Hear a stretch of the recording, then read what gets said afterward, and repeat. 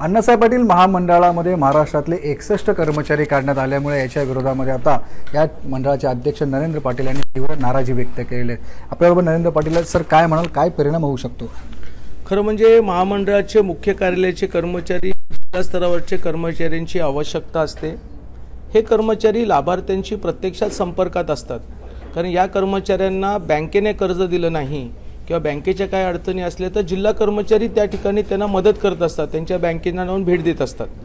जे कर्मचारी मुख्य कार्यालयामध्ये असतात ह्यांची जबाबदारी असते महाराष्ट्रातल्या कुठल्याही लाभार्थ्यांनी व्याज परतवण्यासाठी जर ऑनलाईन अर्ज केला तर त्याची कागदोपत्री तपासणे आणि वेळेवर त्याचं व्याज परतावा देणं। आता आजची परिस्थिती अशी आहे की आचारसंहितेमध्ये 50 कोटीचं व्याज परतावा आम्ही महाराष्ट्राच्या लाभार्थ्यांना देऊ शकलो नाही आणि अचानकपणे मोठ्या संख्येने जर कर्मचारी कपात केले, जे 61 कर्मचारी कपात केले, याच्यामुळे जरी पैसे आले तरी व्याज परतावा द्यायला परत 1.5 ते 2 महिने लागतील। सरकारचा रोष अजून मराठा समाजाला त्या ठिकाणी वाढेल।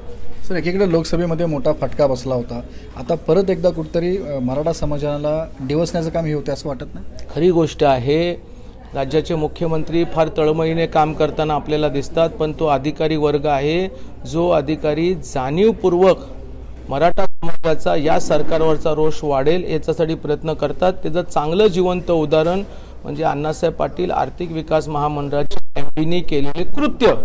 आता सरकारने अशा नकारात्मक असणाऱ्या अधिकाऱ्यांना त्यांच्या हवे त्या ठिकाणी बदली करावी आणि सकारात्मक अधिकारी जे मराठा समाजाच्या पाठीच्या अडचणी सोडू शकतात अशांची नेमणूक करावी। सोपी गोष्ट आहे। सर, तुम्ही अध्यक्ष आहात, एमडीने 61 कर्मचारी काढताना तुम्हाला विश्वासात सुद्धा घेतलेला नाहीये? काही विश्वासात घेतलं नाही, हा फार मोठा धक्कादायक विषय आहे। खरं म्हणजे आम्ही महामंडळात काम करताना एक टीमवर्क म्हणून काम करतो, परंतु प्रशासकीय अधिकारी हा जाणीवपूर्वक स्वतःचाच रेडा गाभणा अशा प्रकारचं तो काम करत असतो, ज्याचा मी त्यांचा निषेधही करतो आणि त्यांच्याबद्दलची लेखी तक्रार मी राज्याच्या मुख्यमंत्र्यांना आणि मुख्य सचिवांनाही देणार आहे। सर, महामंडळामध्ये काही टेंडर प्रोसेस राबवल्या होत्या, त्याच्यामध्ये सुद्धा घोटाळा असल्याचा आरोप तुम्ही केला? आउटसोर्सिंगमधून कर्मचारी घेण्यात यावे हा आमचा नियम आहे। 2015 का 16 च्या दरम्यान, 16च्या 17च्या दरम्यान एक पुण्याची बेस कंपनी आउटसोर्सिंगमध्ये नेमणूक करण्यात आली होती। आज एवढे वर्ष झाले त्याच्यामध्ये टेंडरिंग व्हावी ही चर्चा आमच्या महामंडळामध्ये झाली, त्याला आम्ही सगळ्यांनी मान्यता दिली, परंतु विशिष्ट पालघर आणि वसई जिल्ह्यातल्याच काही लोकांनी टेंडर भरल्यामुळे तिथं संशय निर्माण झाला। सदर काहींचे जे ऑफिसेस आहेत ह्याची मी बाहेरच्या लोकांकडून तपासणी केली, त्यावेळेला मला प्रत्यक्षामध्ये तिथं कुठल्या प्रकारे ऑफिसेस चालू नाही, रजिस्ट्रेशन ऑफिस नावावरती दाखवले जातात, म्हणजे हा कुठेतरी गैरव्यवहार आहे। मी एमडींना निवडणुकीच्या कालखंडामध्ये आचारसंहितेमध्ये त्यांना विनंती केली आपण चौकशी करावी, परंतु त्यांनी याची चौकशी केली नाही। ह्याचा कुठेतरी संशय येतो की या सगळ्या प्रोसेसमध्ये महामंडळाचे एमडी आणि काही कर्मचारी या ठिकाणी त्यांचे हातपाय त्या ठिकाणी गुंतलेले असतील। सर, आता महाराष्ट्रामध्ये किती लाभधारक आहेत, किती करोड रुपये तुम्ही दिलेले आहेत आणि कसा एकंदरीत परिणाम होऊ शकतो? महाराष्ट्रामध्ये आज 92,000 मराठा उद्योजक झालेले आहेत। वारंवार मुख्यमंत्र्यांच्या भाषणामधून हा उल्लेख झाला होता की 1 लाख मराठा उद्योजक आम्ही करणार आहोत। 8,000 लोक फक्त 1 लाखाचा आकडा पार करत असणार आहे।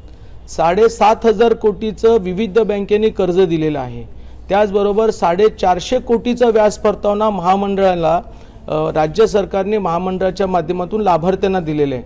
अशा परिस्थितीमध्ये हे जे कृत्य झालेले आहे हे महामंडळामध्ये जो स्पीड आहे तो स्पीड त्या ठिकाणी कमी करण्याचा प्रयत्न आहे आणि असंतोष निर्माण करण्याचा प्रयत्न होतोय। सर, कोण असावं याच्यामध्ये असं वाटतं? आता एमडी तर स्वतः आहे, आता एमडी सांगतील हे कुणी केले आणि ते मुख्यमंत्र्यांनीच त्यांनी विचारलं पाहिजे, कारण कुणाच्या सांगण्यावरनं 61 कर्मचारी कमी केले। जिथे आम्हाला 200 ते 300 कर्मचाऱ्यांची अजून अपेक्षा आहे तिथे 61 कर्मचारी कमी करणं कोणतरी षडयंत्र रचतंय या महामंडळामध्ये, लवकरच उघडकीस येईल असं मला वाटतं। सर, शेवटचा प्रश्न, विधानसभा तोंडावर आहे, फटका बसू शकतो? खरी गोष्ट आहे, राज्य सरकार घोषणा करते महामंडळातून आम्ही व्याज परतावा देऊ, वेळेवर जर व्याज परतावा त्या शेतकऱ्याला मिळाला, त्या लाभार्थ्याला मिळालं नाही, तो लाभार्थी नक्कीच त्या ठिकाणी सरकारच्या विरोधामध्ये परत एकदा उठून उभा राहील। 3-3, 4-4 महिने व्याज परतावा मिळत नसेल तर काय करायचं त्या शेतकऱ्यांनी, त्या लाभार्थ्यांनी? आणि याचं सगळं खापर हे सगळं एमडींच्यामुळे फुटणार आहे, सरकारमुळे तर आहेच, कारण सरकारची पण जबाबदारी आहे, परंतु महामंडळाचे जे एमडी आहेत यांच्यामुळे फार मोठ्या प्रमाणामध्ये सरकार आणि महामंडळ अडचणीत येईल। नक्कीच आपण पाहतो की भाजपाचे या ठिकाणी उपाध्यक्ष आणि महामंडळाचे अध्यक्ष यांनी नरेंद्र पाटलांनी सरकारला घरचा आहेर दिलेला आहे आणि जर याच्यामध्ये सुधारणा न झाल्यास याचा फटका विधानसभेला बसेल अशा प्रकारचं त्यांच्याकडून स्पष्ट करण्यात आलं आहे. विनायक पाटील, एबीपी माझा, नवी मुंबई.